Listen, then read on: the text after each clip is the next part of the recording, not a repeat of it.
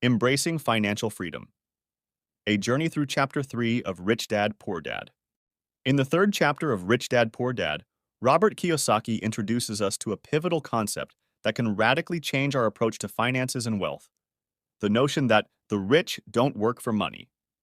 Kiyosaki's Rich Dad imparts this fundamental lesson to the author early on, and it becomes a guiding principle throughout the book.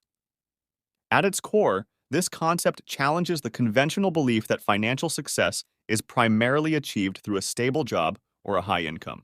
The chapter begins with the idea that many individuals work tirelessly, trading their time for a paycheck, and often find themselves trapped in the rat race. The rat race is a cycle where individuals work to cover their expenses, but their expenses keep increasing, requiring them to work even harder to make ends meet. It's a cycle of financial dependency on earned income.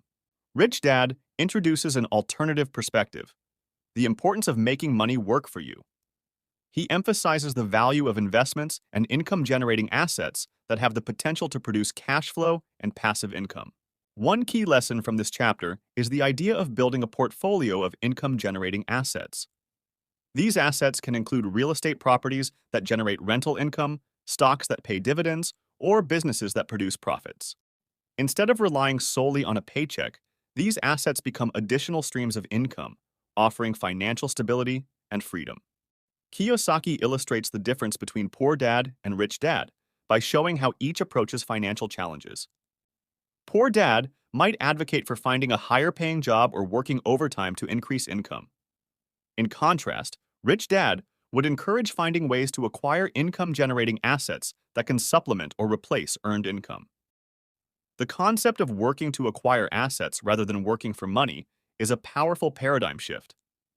It encourages us to think strategically about how we allocate our time, resources, and energy. Instead of focusing solely on immediate financial needs, we begin to think long-term, aiming to build a portfolio of assets that will sustain us in the future.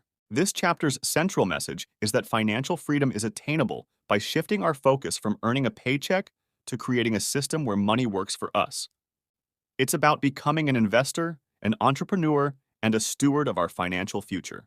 As we reflect on Chapter 3 of Rich Dad, Poor Dad, we come to appreciate the transformative power of this concept. It challenges the traditional model of financial success and empowers us to take control of our financial destiny.